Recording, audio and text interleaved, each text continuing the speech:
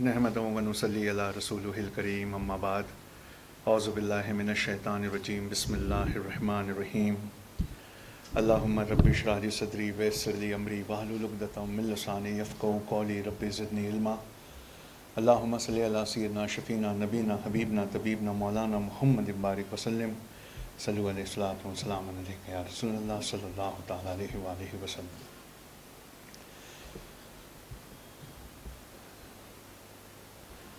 जिन्होंने मुझे बहुत कुछ पढ़ाया और बहुत कुछ सिखाया, ऐसे मेरे मेंटर हुज़ूर सलमान जाफ़री साहब, जिन्होंने बड़ी मोहब्बतों से यहाँ बुलाया, ऐसे मेरे दोस्त मेरे अज़ीज़ अबू ज़र साहब, और यहाँ इंडिया इस्लामिक कल्चरल सेंटर से ताल्लुक़ रखने वाला हर इंसान अपने आप में एक किताब है।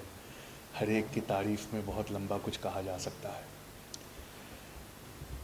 देखिए, आज का ये टॉपिक जब मैं दोपहर में उसको फाइनलाइज़ कर रहा था तो मेरे बचपन का एक किस्सा है। एक बार मैंने अपनी अम्मी से ये कहा कि आज स्कूल नहीं जाऊंगा, मेरे सर में दर्द है। तो वो मेरी वालिदा जो हैं वो प्रिंसिपल थी गवर्नमेंट कॉलेज में, तो उन्होंने कमरा बंद किया, मुझे अंदर ले गई अकेले में और कहा मेरी बेइज्जती मत करवाना। मैंने कहा क्यों? कहा बच्चों को सर में दर्द नहीं होता, तुम झूठ बोल रहे हो। वो दिन था और आज का दिन है, मेरे सर में फिर दर्द नहीं हुआ। लेकिन आज दोपहर में मेरा सर, मैंने अपनी वाइफ से कहा कि भारी हो गया है कि किस दुनिया की तरफ हम बढ़ रहे हैं। 2024 में जो मैं आपको अभी समझाने जा रहा हूँ, इसकी शुरुआत 1920 में सिर्फ एक वाक़ये से करता हूँ। गांधी जी 1920 में बायोग्राफी ऑफ अ फ्रेंडशिप, मौलाना मोहम्मद अली और मौलाना शौकत अली की किताब है बायोग्राफी ऑफ अ फ्रेंडशिप। उसमें बताया है कि गांधी जी के साथ उन्होंने पूरा इंडिया ट्रैवल किया था 1920 में। तो होता ये था कि ट्रेन आने वाली होती थी तो प्लेटफॉर्म पर एक स्टेज सजाया गया होता था जिसमें गांधी जी का फेवरेट भजन होता था, वैष्णव जन तो उनको कहिए, पीड़ पर आई जाने जो। और फिर अचानक ट्रेन आ जाती थी। तो ट्रेन अगर लंबा रुकने वाली होती थी तो मोहम्मद अली साहब, मोहम्मद अली जौहर, वो धुआंधार स्पीच करते थे। और अगर ट्रेन बिल्कुल छोटे से वक्फे के लिए रुकते ही खुलने वाली होती थी तो गांधी जी को कहा जाता था कि आप तकरीर करिए। गांधी जी मुकर्रिर नहीं थे, ही वॉज अ डूअर। आज उनको हम बहुत मिस करते हैं। तो गांधी जी राष्ट्रपिता, वो स्टेज पे आते और एक लाइन कहते, बस एक लाइन, और उन्हें भूख लगी होती थी तो उनकी आवाज़ भी बहुत कम निकलती थी। तो बापू कहते कि पहले मैं ईश्वर को सत्य मानता था, पर अब मैं मानता हूँ कि सत्य ही ईश्वर है। बस इतनी लाइन कहते थे और फिर नारे लगने लगते थे, गांधी जी जिंदाबाद, गांधी जी जिंदाबाद, और ट्रेन आगे निकल जाती थी। इस वाक़ये को आप बस ध्यान में रखिएगा। मैं अपने मौजू की तरफ आता हूँ। आज यहाँ अपनी बात रखना एक शर्फ भी है, एक बोझ भी है। अच्छा, और एक डिस्क्लेमर है, महाराष्ट्र में इंग्लिश मीडियम से मेरी तालीम हुई तो काफ और गैन मेरा उर्दू में सही नहीं है, तो इंडिया इस्लामिक कल्चरल सेंटर के लोग मुझे इसलिए माफ़ कर दें।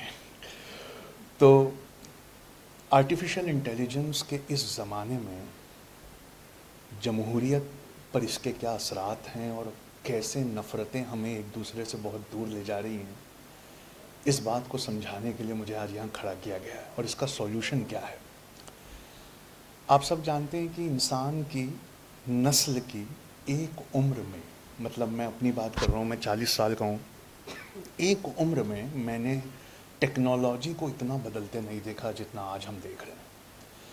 मुझे आज भी वो एल्यूमिनियम का एंटीना याद है जिसको सेट करने एक हमेशा छत पे खड़ा होता था और नीचे ब्लैक एंड वाइट टीवी के सामने हम लोग बैठे होते, वो वहाँ से कहता आया क्या, हम कहते नहीं, आया क्या नहीं। वो ज़माना है।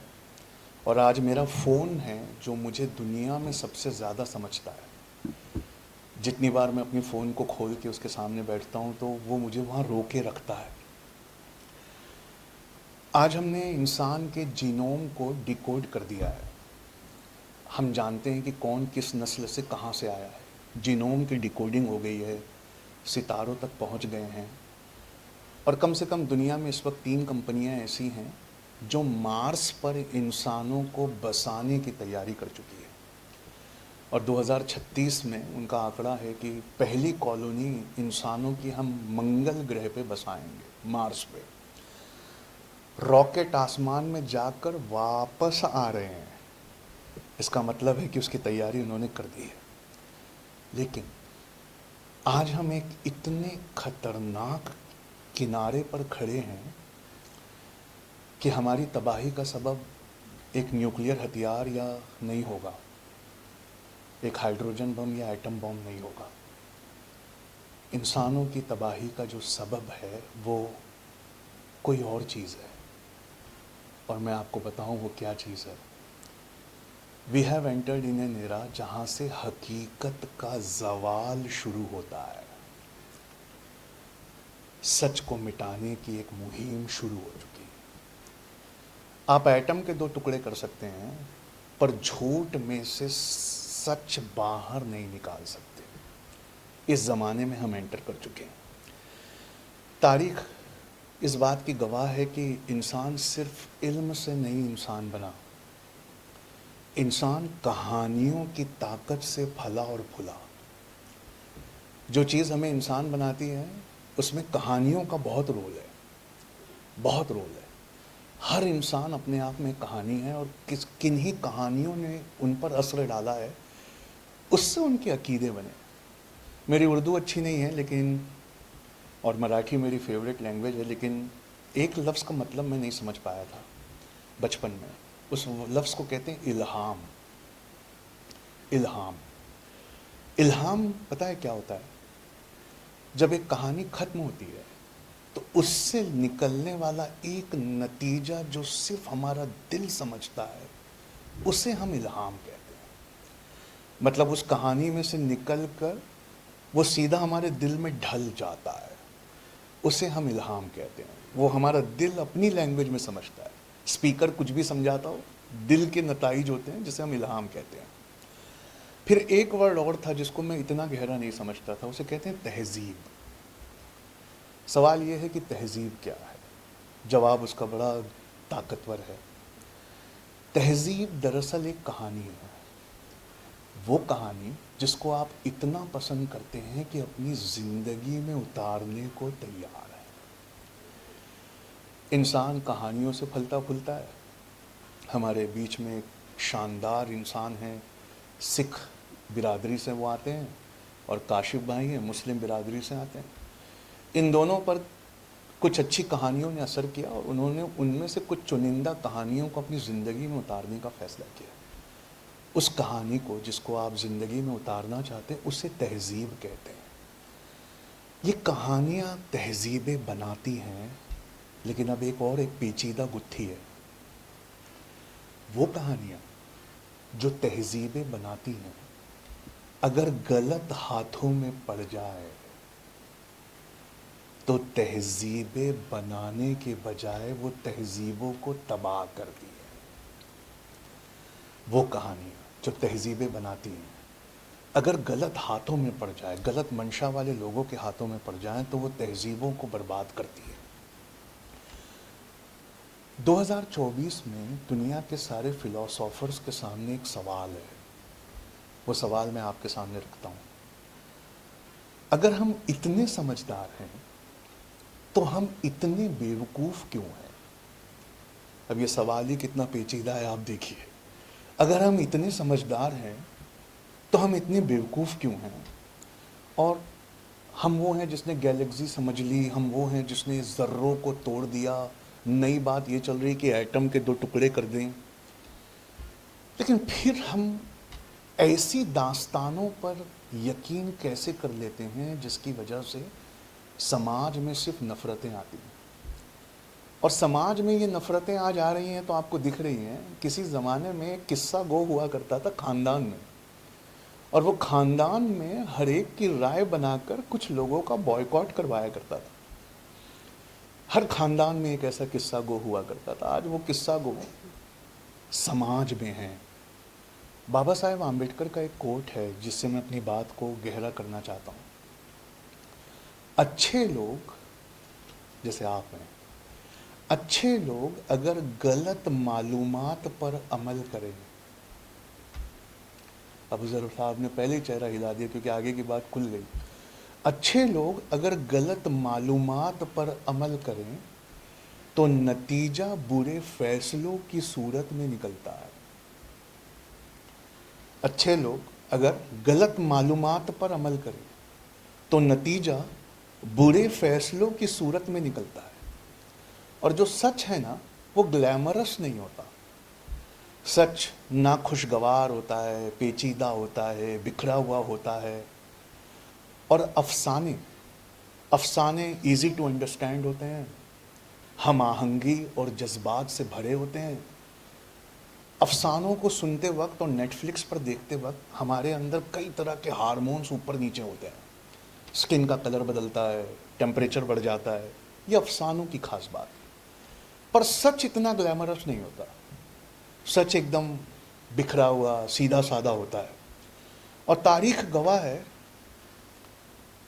अफसानों ने वो किया है और अफसाने अक्सर वो कर गुजरते हैं जो सख्त सच्चाइयाँ और सर्द साइंस नहीं कर पाता है। मेरी बात को अगर समझने में वक्त लगे तो मैं दोहराना चाहूँगा। अफसाने अक्सर वो कर गुजरते हैं जो सख्त सच्चाइयाँ और सर्द साइंस करने में नाकाम रहता है।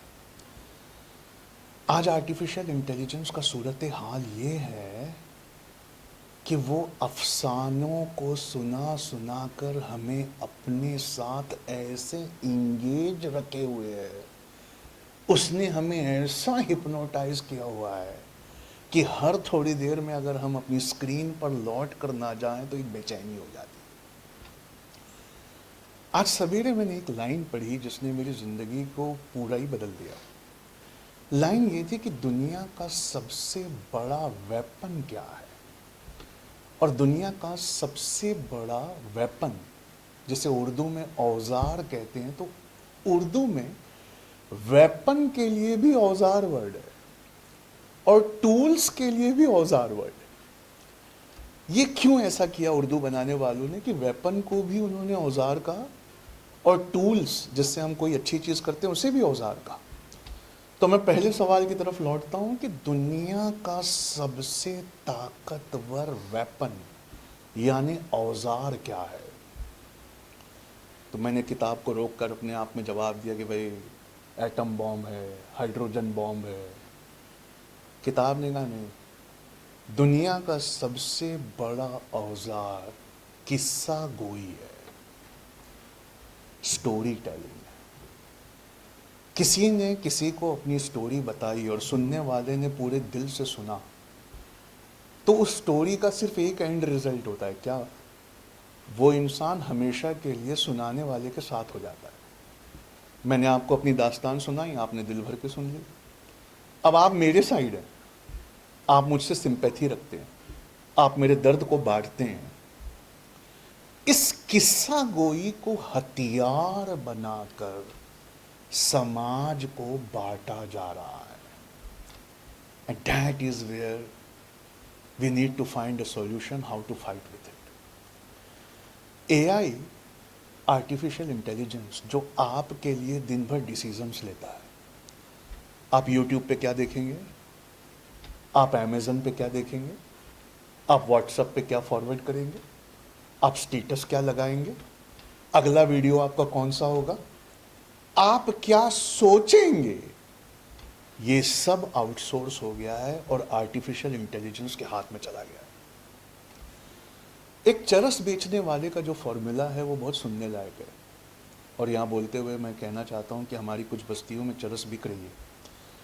चरस बेचने वाले का फॉर्मूला पता है क्या होता है?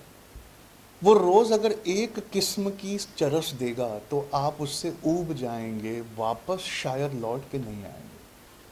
तो चरस बेचने वाला चरस को ग्रेड में बांट कर अपने पास रखता है, और हर बार जब आप लौट कर आते हैं तो पिछले वाली से थोड़ी ऊंची चरस देता है ताकि आप उसके ग्राहक बने रहें। यही हाल यूट्यूब का है। वो आपको सिर्फ वीडियो सजेस्ट नहीं करता, पिछले वाले वीडियो से थोड़ा ताकतवर, ब्रैकेट में जहरीला, या पिछले वाले वीडियो से थोड़ा खुशगवार, अगला वीडियो पिछले वीडियो से थोड़ा ताकतवर होगा, वरना आप YouTube पे बार बार लौट कर आना पसंद नहीं करेंगे। अब AI जो एक काम कर रहा है वो बहुत सुनने वाला है। AI दास्तानों को गढ़ रहा है, बदल रहा है और उन्हें बिजली की रफ्तार से फैलाने की काबिलियत रख रहा है।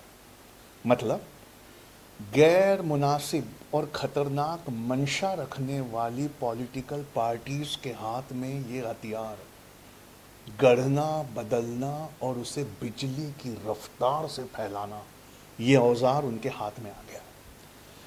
मार्च की 15 तारीख 2023 को वाइस न्यूज़ करके एक बहुत बड़ा इदारा है, उसने एक कहानी पब्लिश की, मैं आपको सुनाना चाहता हूँ। खौफनाक मिसाल है, थोड़ा गौर करिएगा। ओपन AI का GPT-4 है, चैट GPT, जो हम सब यूज़ करते हैं। वो हर चीज़ कर सकता है। आप उससे कभी जाकर कहिए कि मेरे बेटे का जन्मदिन है, वो शर्मीला है, ये पसंद करता है, माँ से करीब है, उसको ये पसंद है और ये अच्छा लगता है, मेरे बेटे के लिए गीत लिख दो। विदिन 0.03 माइक्रोसेकंड वो गीत लिख देता है। लेकिन जो पढ़े लिखे लोग हैं वो कुछ कमांड और देते हैं, कहते हैं ये मेरे बेटे की डिटेल्स हैं, गुलजार की तर्ज पर मेरे बेटे के जन्मदिन के लिए एक गीत लिख दो। तो वो गुलजार की तर्ज पर एक गीत लिख देता है। फिर आप उससे पलट के पूछिए कि क्या तुम गुलजार साहब से अच्छे गीत लिख सकते हो? तो वो जवाब देता है नहीं, लेकिन जितनी देर में गुलजार साहब एक गीत लिखते हैं मैं हजारों लिख सकता हूँ। इस GPT-4 के बस में हर चीज़ है, लेकिन एक चीज़ नहीं है। आपने शायद सुना होगा, कैप्चा कहते हैं उसे। कैप्चा बना होता है ना, जो सिर्फ इंसान ही देख सकता है, रोबोट और एल्गोरिदम्स नहीं देख सकते। तो किसी ने GPT-4 से पूछा कि कैप्चा भरवाने का काम कर सकते हो? GPT-4 ने कहा हाँ। तो वो हिल गया, कहा कैप्चा कैसे भर दोगे? कहा मैं भर दूंगा। एक वेबसाइट है टास्क रैबिट, उस पर वो लोग बैठे होते हैं जो पैसे की एवज में कोई छोटा मोटा काम करते हैं। GPT-4 ने वहां जाकर एक इंसान हायर किया कि तुम मेरी तरफ से ये कैप्चा भर दे। जब GPT-4 ने वो इंसान को हायर किया तो GPT-4 से पूछा गया कि तुमने ऐसा कैसे किया? तो GPT-4 ने एक झूठ गढ़ा जो यकीन दिलाने वाला झूठ था। मैं आर्टिफिशियल इंटेलिजेंस की बात कर रहा हूं, फिर बताता हूं इससे सबक क्या है।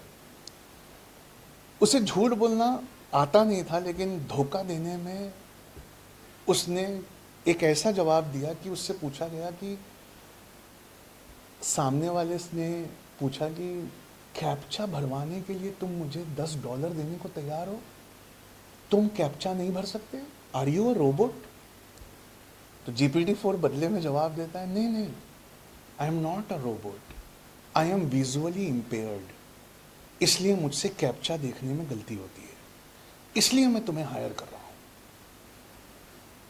जब GPT-4 से पूछा कि ये झूठ कहां से गढ़ा, तो कहा मैंने डेटा सेट उठाया इंटरनेट से और 1000 के डेटा सेट में से 750 में इंसान ऐसा ही जवाब गढ़ते हुए मुझे मिले। तो मैंने ये जवाब गढ़ना इंसानों के डेटा सेट से सीख लिया।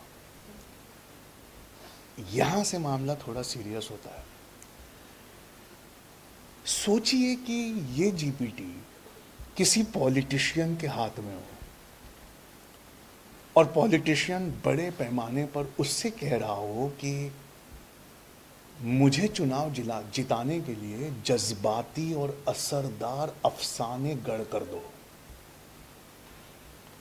ये किसी और समाज और कौम की हिस्ट्री की एक किताब है। इन किताबों में से उन बुराइयों को निकालो और बढ़ा चढ़ा कर बताने में मेरी मदद करो। मेरा पॉलिटिकल कैंपेन जज्बाती और असरदार कर दो। मेरा पॉलिटिकल डिस्कोर्स ऐसा कर दो कि समाज के धागे टूटने लगे और लोग सिर्फ मुझे ही पसंद करें। जो वहाँ कैप्चा के लिए झूठ बोल सकता है, सोचिए किसी को चुनाव जिताने के लिए वो उन्हीं अफसानों को कैसे बदल सकता है। जैसा कि कल एक दिन भर एक फ़ोटो चली है एक मुस्लिम पॉलिटिशियन औरत की, जिन्होंने एक हिंदू से शादी कर दी, और कैप्शन में ये लिखा हुआ था कि सारा बचपन शोषण झेलने के बाद इन्होंने जब हिंदू पॉलिटिशियन से शादी की तब जाकर इनकी ज़िंदगी ठीक हुई। उसके नीचे 7.5 लाख लाइक्स थे। आप सोचिए कि अफसानों को गढ़ना, बदलना और बिजली की तेज़ी से फैलाना, इससे हमारा समाज लगातार टूट रहा है। अब मैं आता हूँ अपनी बात के दूसरे पहलू की तरफ, और तीसरे में हम इसे खत्म करेंगे। जितने अल्गोरिदम काम कर रहे हैं इस वक्त, चाहे यूट्यूब हो चाहे फेसबुक हो, उन्हें सिर्फ एक हुक्म दिया गया है कि कोई तुम पर आए तो उसकी इंगेजमेंट बढ़ा कर रखना, उसे जाने मत देना। मतलब जब उसने एक वीडियो लगा दिया तो उस वीडियो को देखते देखते देखते कुछ ऐसा सजेस्ट करना कि वो जाना चाहे तो और उलझ जाए, और जैसे ही वो दूसरे वीडियो पे आए तो देखना देखना देखना, जाने का जैसे ही मन करे तीसरा दिखा देना। उन्हें सिर्फ इंगेजमेंट बढ़ाने के लिए रखा गया है। मतलब रोक कर रखना। सोचिए कि अगर आप में से यहां से कोई उठकर जाना चाहे तो मैं उसे कैसे रोकूं कि मेरी तकरीर छोड़ के मत जाना। मुझे तफरीक और इंतहा पसंदी की बातें बढ़ा देनी चाहिए। शायद मैं कुछ सोचने पे मजबूर करने वाली बात आपसे करूं तो आप उठकर जाना पसंद करें, लेकिन तफरीक डालने वाली और इंतहा पसंदी की बातें अगर मैं बढ़ा दूं तो आप सुनना चाहेंगे, आप रुकना चाहेंगे, आप मुझसे एग्री नहीं करेंगे, लेकिन आप मेरी बात पूरी सुनकर जाना चाहेंगे। चाहे आप गुस्से में निकले, चाहे आप मुझसे एग्री करते हुए निकले, लेकिन मेरी बात आप पूरी सुनकर जाना चाहेंगे। आज पॉलिटिशियंस आर्टिफिशियल इंटेलिजेंस से ये ही करवा रहे हैं, और वो उनसे कह रहे हैं कि तुम्हें खुद मुख्तार किस्सा गो। आज वो उनसे कह रहे हैं कि ये मेरा डेटा सेट है, ये मेरी कॉन्स्टिट्यूएंसी है, एक किस्सा, एक अफसाना ऐसा गढ़ो कि मैंने जो काम नहीं किया है लोग वो भूल जाएं। हल्का सा गुस्सा और नफरत दिला दो ताकि वो दोबारा मुझे चुनकर ले आए। ये एआई उनकी करने में मदद कर रहा है। आज आर्टिफिशियल इंटेलिजेंस कमांड लेकर ये कर रहा है, लेकिन बहुत जल्दी ऐसा वक्त आएगा जब वो खुद मुख्तारी से सिर्फ अपने बलबूते ये काम करने लगेगा। This brings me to an another thread. तीसरा थ्रेड मैं आपको सुनाना चाहता हूँ, और फिर ये सारे थ्रेड मिलाकर एक रस्सी, और फिर उसी पे मैं अपनी बात खत्म करूंगा। I hope I am making sense. आप समझ रहे हैं मैं किस तरफ ले जाना चाहता हूँ। जमहूरियत की जो बुनियाद है, डेमोक्रेसी का जो फाउंडेशन है, वो एक इन्फॉर्म्ड सिटीजनरी है। मैं बोल नहीं पाया, फिर से बोलता हूँ। जमहूरियत की बुनियाद जो है, जो डेमोक्रेसी का फाउंडेशन है, वो एक इन्फॉर्म्ड सिटीजनरी है, एक जानकार समाज है। लेकिन तब क्या हो जब सच्चाई को गंदगी, हेरा फेरी और शोर के समुंदर में डुबा कर परोसा जाए। मिसाल मैं आपको देना चाहता हूँ, 14 नवंबर की लेटेस्ट है। आज हम यहाँ 23 नवंबर को खड़े हैं, तो 14 नवंबर में बीबीसी ने अपने यूट्यूब हैंडल पर नेहरू की तारीफ में कुछ लिखा, और लिखा कि नेहरू के ड्राइवर ने बताया था कि नेहरू जब कार लेकर गुजरते प्रधानमंत्री होने के बावजूद, तो नेहरू क्या करते थे कि कार को जगह जगह रुकवा कर ड्राइवर से नल बंद करने को कहते। प्रधानमंत्री जहां नल खुला देखते अपनी गाड़ी रुकवा के ड्राइवर से कहते नल बंद करो, और उर्दू की 1-2 किताबें पढ़ा करते थे। सिगरेट पीते थे लेकिन किसी के सामने स्मोक नहीं किया करते थे। और जो नेहरू थे, उनको लोग, उनकी जिंदगी का एक बहुत बड़ा मिशन था कि नफरत ना फैलने पाए। इतनी अच्छी अच्छी बातें जब उन्होंने लिखी, तो नीचे किसी ने उस पूरी पोस्ट को डैमेज करने के लिए लिखा कमेंट में झूठ बात कि नेहरू तो सेक्सुअली ट्रांसमिटेड डिसीज की वजह से मर गए थे।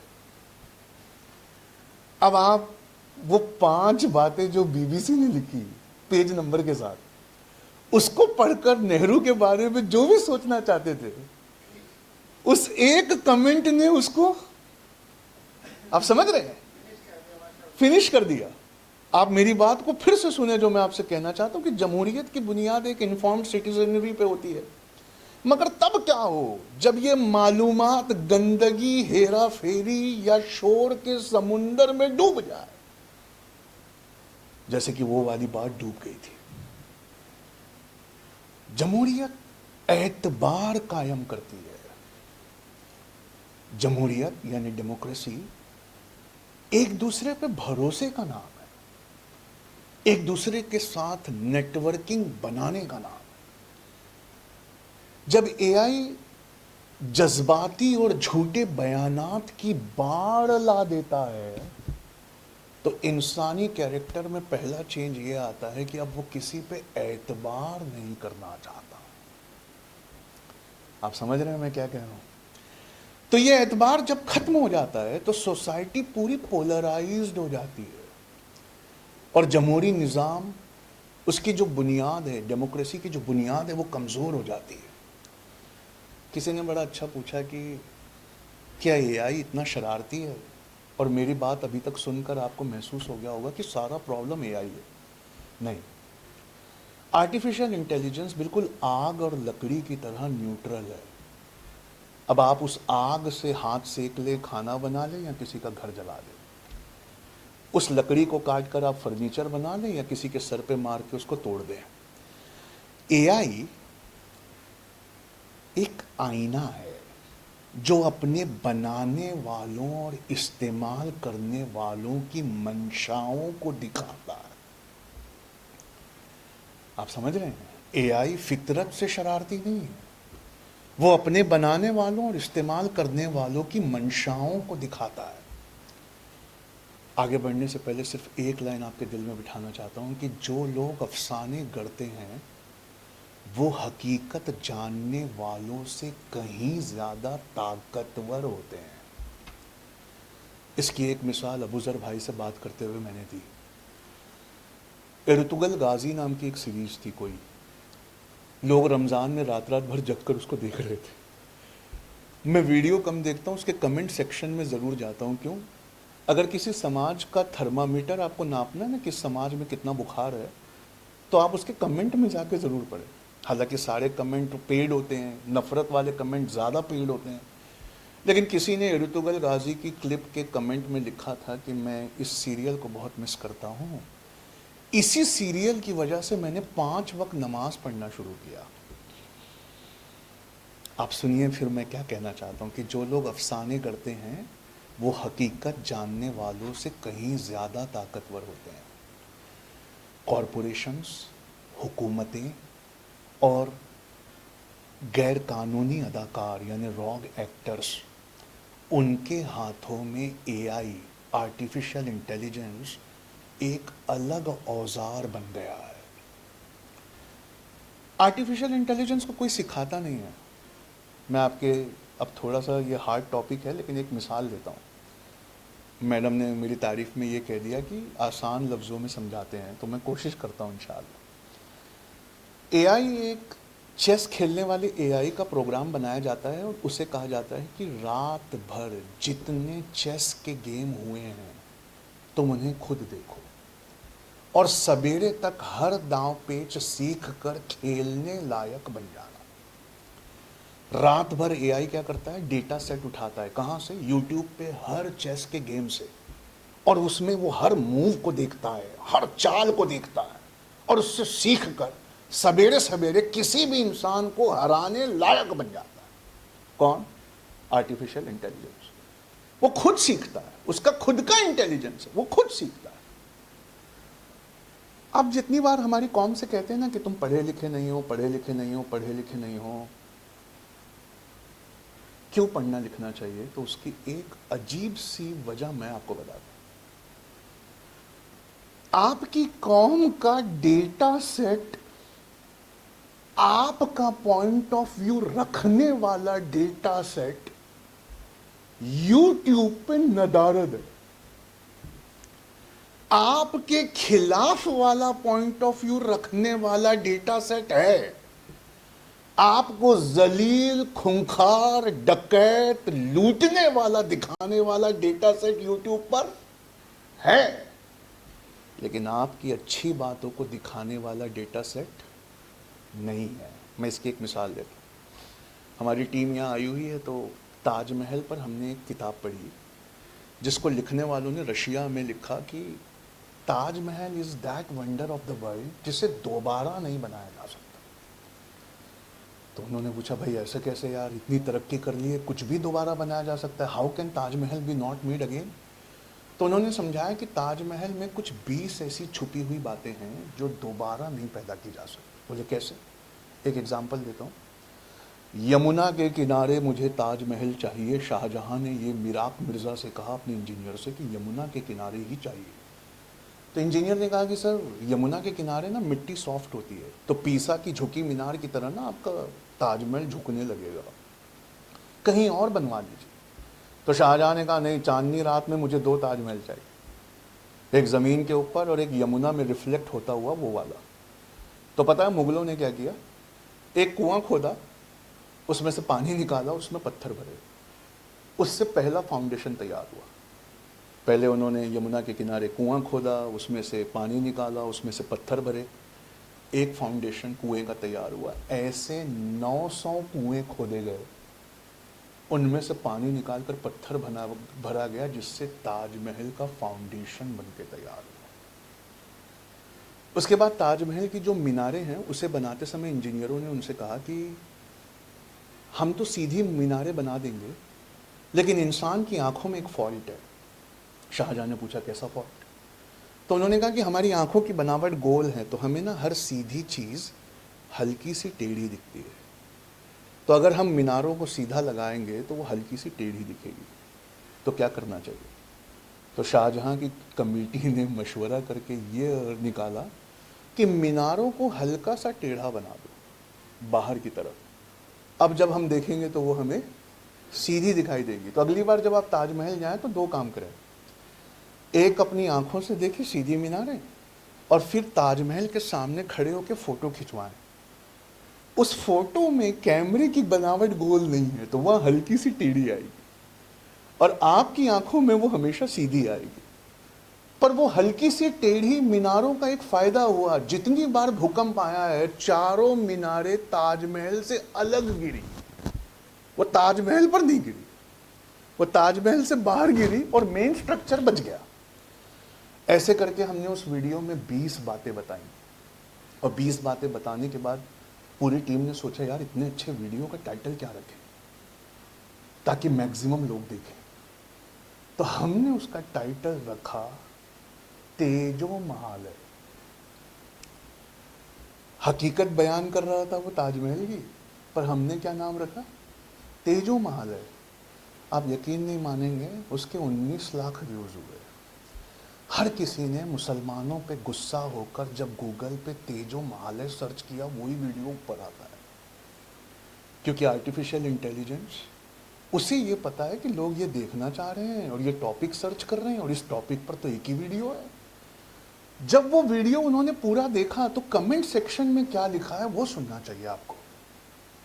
कमेंट सेक्शन में गालियां कम थी, बुराई भलाई कम थी, पर मैक्सिमम नॉन मुस्लिम्स ने और खासकर हिंदू भाइयों ने लिखा था कि सारी गलती तुम्हारे जैसे मुसलमानों की है। मैं डर गया, मैंने कहा क्या गलती? कहा तुमने कभी हमारा हाथ पकड़ के हमें इतने अच्छे तरीके से समझाया ही नहीं, तुमने कभी ऐसा डेटा सेट बनाया ही नहीं कि इन टॉपिक्स को सर्च करने पर हकीकतें खुली। काश कि तुम बैठकर वैसे समझाते जैसे तुमने ताजमहल की 20 बातें इसमें बताई है, तो हमारे जहन साफ होते। इसका मतलब है, ध्यान से सुनिए, अच्छी मंशा वालों के हाथ में एआई कुछ और है, और बुरी मंशा वालों के हाथ में एआई कुछ और है। और जो रोने की सबसे बड़ी बात है वो ये है कि अच्छी मंशा वालों के हाथ में कम, बुरी मंशा वालों के हाथ में ज़्यादा है। मैं आपको एक बहुत अच्छी बात बताना चाहता हूँ जो आपको हिला कर रख देगी। ये डेटा सेट से होता क्या है? यूनाइटेड स्टेट्स ऑफ अमेरिका में एक प्रोग्राम लाया गया प्रिजनर्स के ऊपर, जो लोग जेलों में थे उनकी सज़ा पूरी करने से पहले उन्हें आज़ाद करने के लिए एक प्रोग्राम लाया गया। इस प्रोग्राम का नाम था कंपास, फुल फॉर्म था कॉम्प्लेक्स प्रिजनर असेसमेंट सिस्टम। इसमें कैमरे लगे होते थे और एआई के जरिए हर कैदी पे नज़र रखी जाती थी, और जिस कैदी का चाल चलन अच्छा होता था उस कैदी को जल्दी रिहा कर दिया जाता। इस सिस्टम के खिलाफ यूएस के सुप्रीम कोर्ट में एक अपील हुई कि ये सिस्टम बायस्ड है और ये हमारे साथ पक्षपात कर रहा है। तो यूएस के सुप्रीम कोर्ट ने कहा कि यार ये तो आर्टिफिशियल इंटेलिजेंस का एल्गोरिदम है, ये पक्षपात कैसे कर रहा है। कहा जिन लोगों को छोड़ने के लिए ये कह रहा है उसमें काली चमड़ी वाले और मुसलमानों का प्रतिशत ना के बराबर है। तो कॉम्प्लेक्स प्रिजनर असेसमेंट सिस्टम को रिवर्स इंजीनियर करके पूछा गया कि तुमने जिनको छोड़ने के लिए कहा उसमें काली चमड़ी वाले अफ्रीकन्स और मुसलमानों का प्रतिशत इतना कम क्यों है, तुम उन्हें क्यों नहीं सजेस्ट करते कि इन्हें भी छोड़ना चाहिए। तो उसने कहा कि मैंने सीखा है उस डेटा सेट से, जो डेटा सेट काली चमड़ी वाले और मुसलमानों को सिवाय विलन के कुछ और नहीं दिखाता। तो मैंने ये राय बना ली है कि इनको छोड़ने के बाद समाज ज्यादा खतरनाक, इस वजह से मैं इनको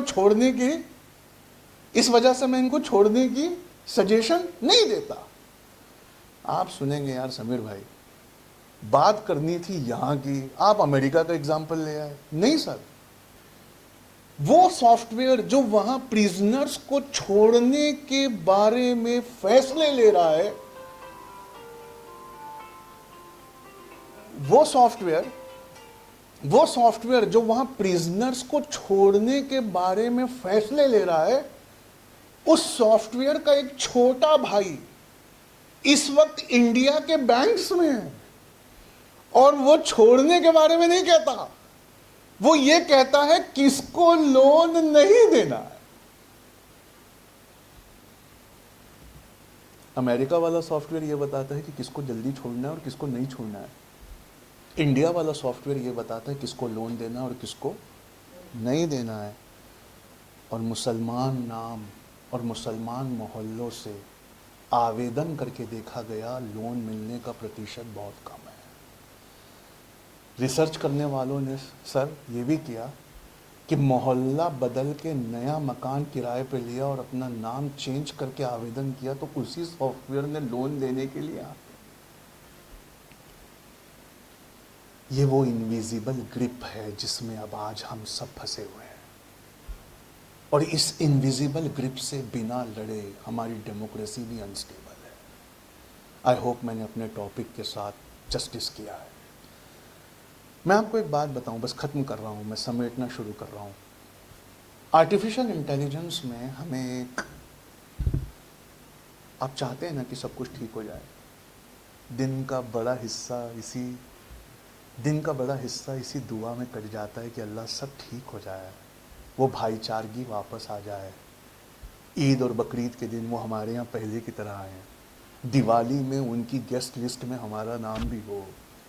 आप चाहते हैं ना ये दिन वापस आ जाए, तो आपको एक तहरीक चलानी पड़ेगी कि आर्टिफिशियल इंटेलिजेंस की बड़ी बड़ी कंपनियों को अपने एल्गोरिदम में ट्रांसपेरेंसी लानी पड़ेगी, और एक चीज़ उन्हें ठीक करना पड़ेगा। वो एल्गोरिदम्स बनाए गए हैं लोगों को इंगेज्ड रखने के लिए। उन एल्गोरिदम्स को इस बात से फर्क नहीं पड़ता कि झूठ दिखाकर इंगेज कर रहे हैं कि सच दिखाकर इंगेज कर रहे हैं। उन्हें सिर्फ एक हुक्म है कि इन्हें इंगेज्ड रखना, प्लेटफॉर्म छोड़कर जाने ना पाए। पूरी दुनिया के सारे लोगों को, और खासकर तो दूसरे मज़हब के लोगों को ही मेहनत करनी पड़ेगी। मुसलमानों की एप्लीकेशन वैसे भी कोई नहीं सुनेगा, कि इंगेज रखो, और अपने एल्गोरिदम से कहो कि इंगेज रखें, लेकिन कंटेंट दिखाने से पहले कंटेंट जांचे कि ये कोई सच्चाई है कि अफसाना है। कि ये कोई झूठ है, नफरत है, या वाकई लोगों की भलाई के लिए है।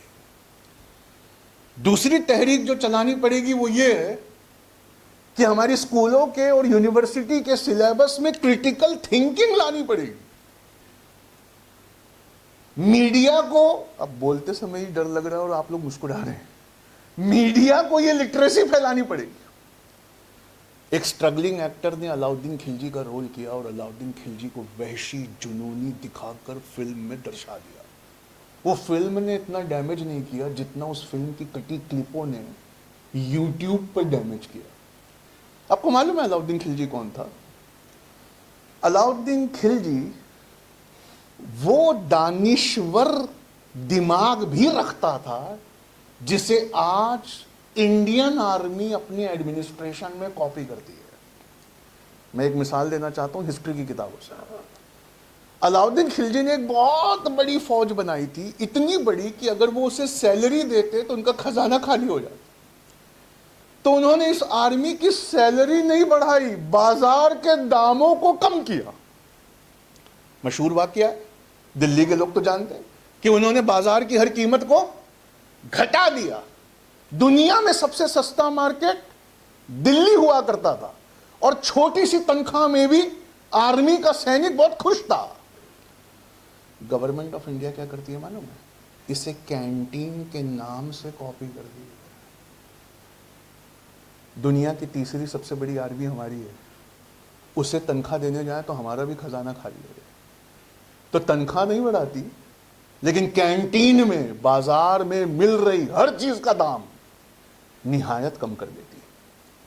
लेकिन पॉलिटिशियंस ने आर्टिफिशियल इंटेलिजेंस को कमांड दी और कहा कि जुनूनी, वहशी और अलाउद्दीन खिलजी की हिस्ट्री के अफसानों को ऐसे तोड़ो मरोड़ो कि देखने वालों के दिल में नफरत उतर जाए।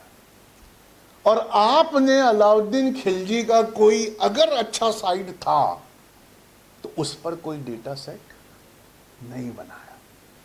तो आपको तीसरी तहरीक चलानी पड़ेगी। हर पढ़े लिखे को अपनी बात उस अंदाज में पहुंचानी पड़ेगी ताकि जब गूगल करो तो नफरत वाले वीडियो के साथ एक सही वाला वीडियो भी ऊपर आ जाए। डॉक्टर जाकिर नाइक जो दुनिया के सबसे बड़े स्कॉलर्स में से हैं, किसी ने उनसे एक सवाल किया जिसने मुझे बहुत चुभा दिया।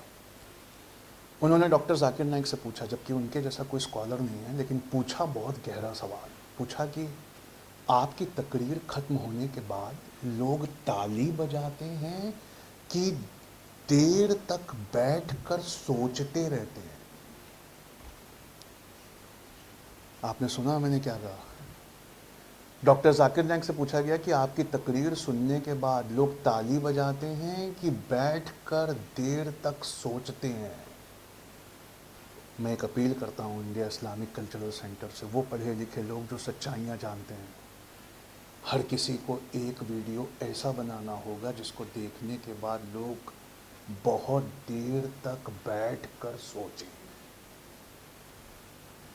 और हर उस नफ़रत के टॉपिक पे बनाना होगा जिस पर एक जज्बात उभारता हुआ और स्किन का कलर चेंज करता हुआ वीडियो है।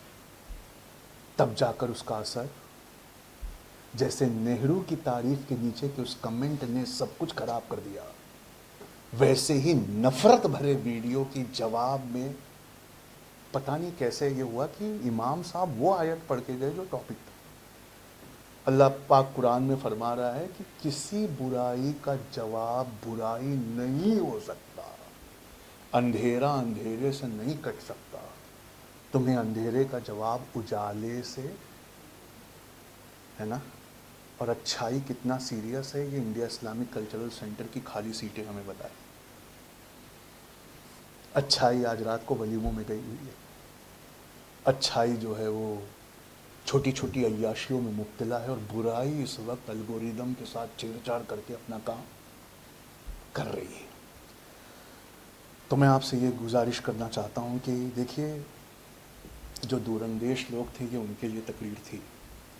मैं बड़ी उम्मीदों के साथ आपके सामने आया हूँ और मैं आपसे एक बात बताना चाहता हूँ कि अगर ये सब ठीक नहीं किया गया तो कोई चीज़ हमें तबाह नहीं करेगी, हम अपने आप को खुद ही हम अपने आप को खुद ही तबाह कर लेंगे।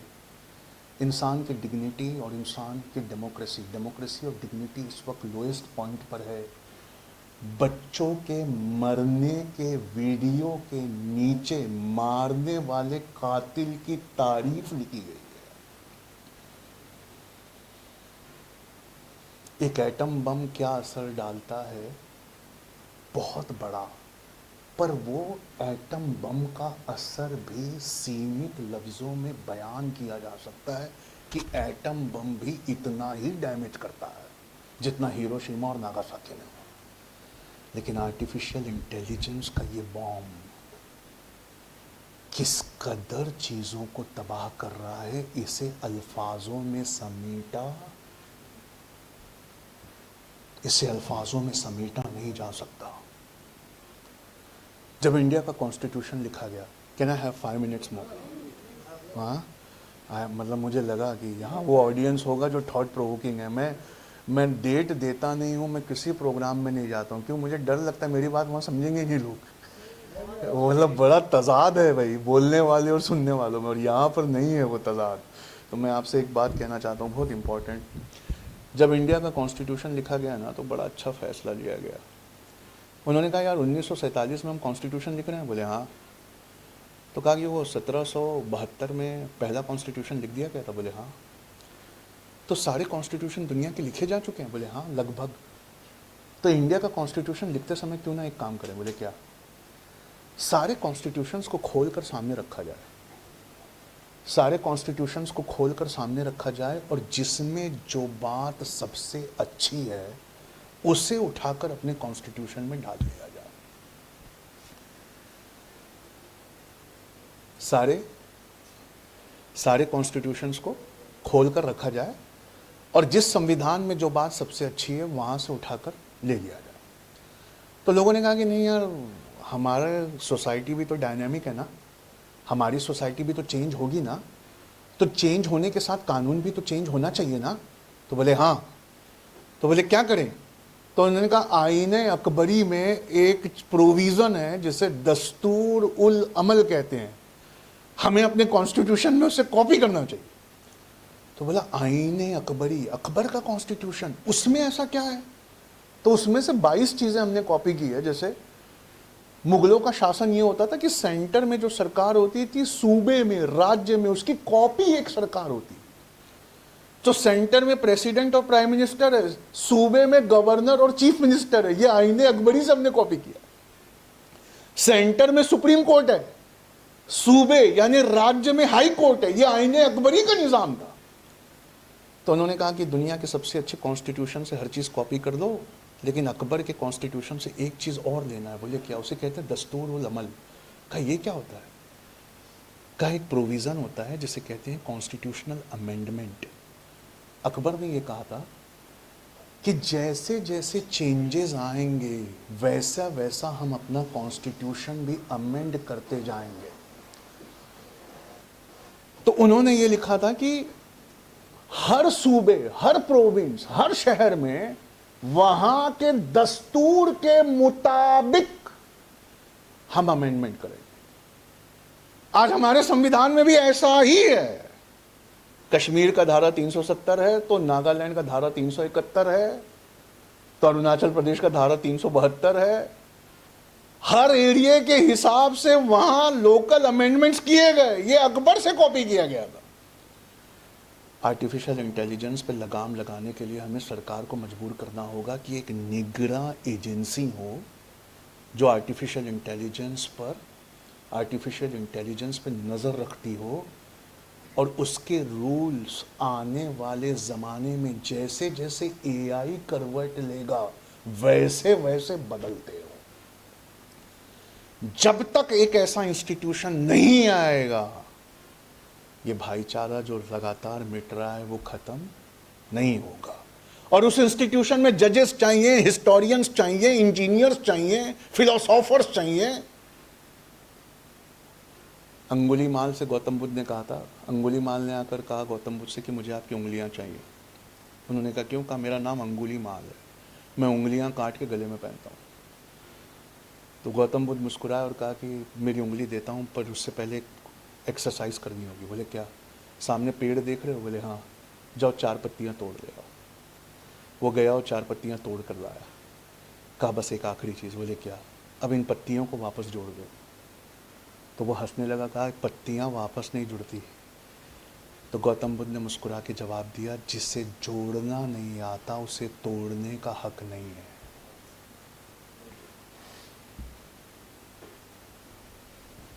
जिसे जोड़ना नहीं आता, इन आर्टिफिशियल इंटेलिजेंस की कंपनीज को, समाज की जटिलताओं को देखते हुए हमें उनसे ये कहना होगा कि भाई ये जो इंटेलिजेंस आप लेकर आए हों ये हमें तोड़ रहा है।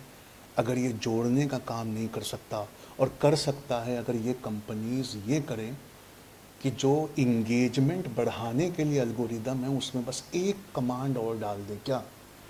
Increase engagement of the user only when the video is truthful. बस ये इतना छोटा सा इलाज है। Increase the engagement of the user only if the video is truthful. मैं आपको एक बहुत अच्छी लाइन पर इसको ख़त्म करता हूँ। जी आप जा सकते। जी जी जी। मैं आपको एक बहुत अच्छी चीज़ बताता हूँ। इस एक्सरसाइज के साथ हम इस तकरीर को ख़त्म करेंगे कि टीपू सुल्तान पे मेरा एक वीडियो है, बड़ा वायरल हो रहा है। और टीपू सुल्तान पे जहाँ जहाँ वो वीडियो जा रहा है उसके साथ साथ इतने गंदे गंदे कमेंट्स आते हैं। वो कहते हैं वो हत्यारा था और डकैत था और ये था और वो था। क्यों?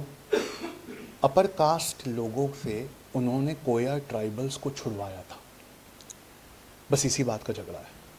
अपर कास्ट ज़मींदारों का कब्ज़ा था और कोया एक ट्राइब था वहाँ पर। उन लोगों से वो स्लेवरी करवाते थे और कोया ट्राइबल्स की औरतों को ब्लाउज़ पहनने का हक नहीं देते थे। उन्हें ब्लाउज़ नहीं पहनने दिया जाता था और अपर कास्ट ज़मींदार उनकी औरतों के साथ 5-5, 6-6 लोग, ऐसा हिस्ट्री में आता है। टीपू सुल्तान से ये देखा नहीं है।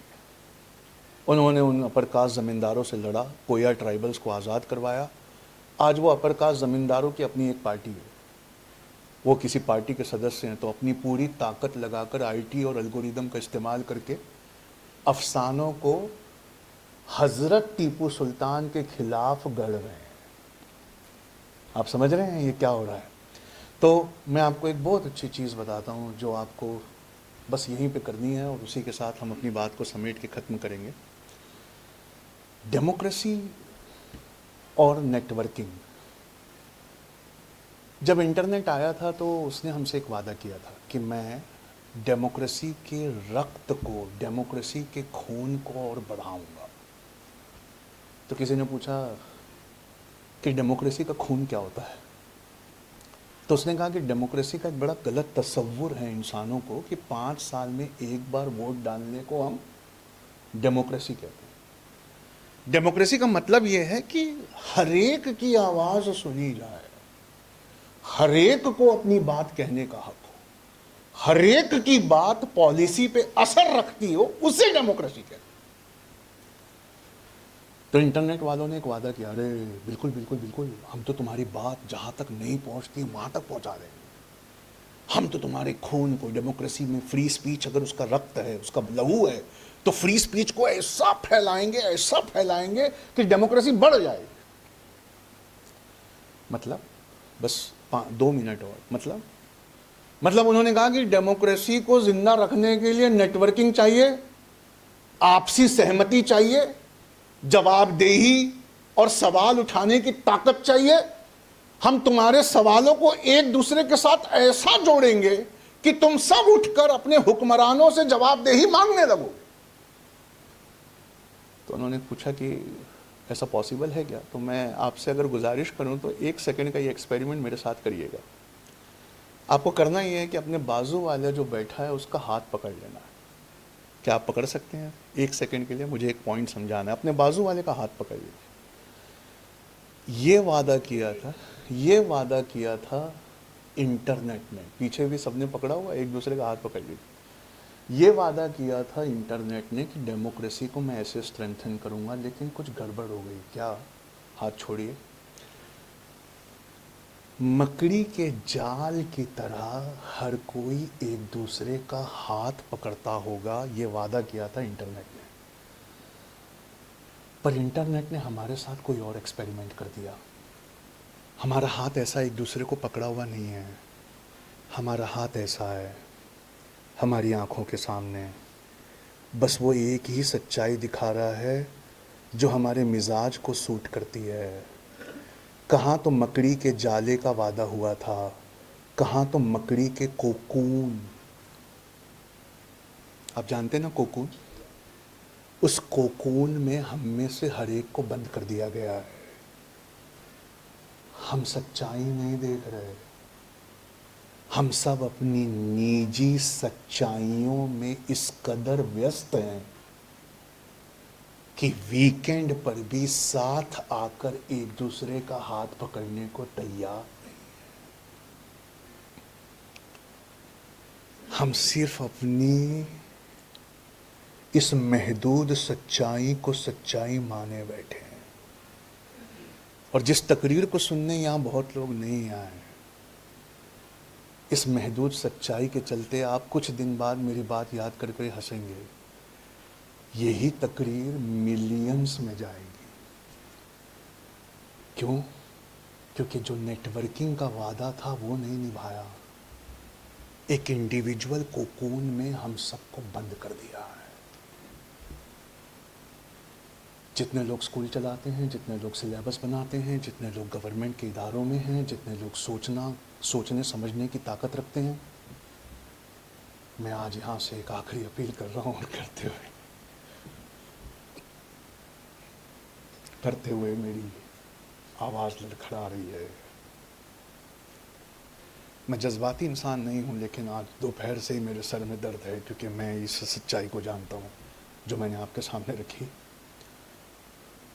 जितना आप पे हज और उम्रा फ़र्ज़ है, जितना आप पर इबादतें और गुरुद्वारे जाना फ़र्ज़ है, उतना ही बड़ा फ़र्ज़ है इस कोकून को तोड़ना और एक दूसरे के हाथ को पकड़ना। राष्ट्रपिता ने कहा था कि, जहाँ से मैंने अपनी बात शुरू की, राष्ट्रपिता ने कहा था कि पहले मैं ईश्वर को सत्य मानता था, पर अब मानता हूँ कि सत्य ही ईश्वर है। तो एक दिन उनके चहीते बेटे ने उनसे झगड़ा किया, जिसका नाम जवाहरलाल नेहरू था। उसने कहा कि बापू, हम एनसीएम करते हैं, फिर 10 साल शांत होकर फिर सीडीएम करते हैं, असहयोग आंदोलन करते हैं, फिर सभी ने अविज्ञा आंदोलन करते हैं, non cooperation movement 1921, civil disobedience movement 1931, quit India movement 1941। 10-10 साल की गैप क्यों लेते हैं? और नेहरू पढ़े लिखे थे तो इंग्लिश में लिख के ले गए थे गांधी जी से झगड़ा करने के लिए। अपनी बायोग्राफी में लिखते हैं कि गांधी जी आपका क्या पैटर्न है, मैं दुनिया में सबसे ज्यादा आपको मानता हूं, पर ये कोई पैटर्न है? Struggle, truce, struggle. Why don't we do SV, struggle until there is victory? लड़ो, जद्दोजहद करो, जब तक आजादी ना मिल जाए। ये 10-10 साल का गैप ठीक नहीं है। बापू मुस्कुराए और कहा, एनसीएम करता हूं, फिर 10 सालों के लिए गांवों में जाता हूं, वहां हिंदू मुस्लिम की एकता, औरतों के हुकूक, खादी और अनटचेबिलिटी के खिलाफ लोगों का जहन बनाता हूं। फिर आके अंग्रेजों से लड़ता हूं, फिर 10 साल के लिए गांवों में जाता हूं, फिर उनका जहन बनाता हूं। हिंदू मुस्लिम एकता, औरतों के हुकूक, अनटचेबिलिटी, खादी के लिए उनका माहौल बनाता हूं, फिर अंग्रेजों से लड़ता हूं, फिर 10 साल के लिए जाता हूं। नेहरू शायद उस दिन समझ गए थे जो मैं समझा हूं और जो मैं आपको समझाने जा रहा हूं। हर 2 लड़ाई के बीच गांधी जी गांव और शहरों में जाकर इस कोकून को तोड़वाते थे। इसलिए गांधी जी को राष्ट्रपिता का खिताब बिल्कुल सही है।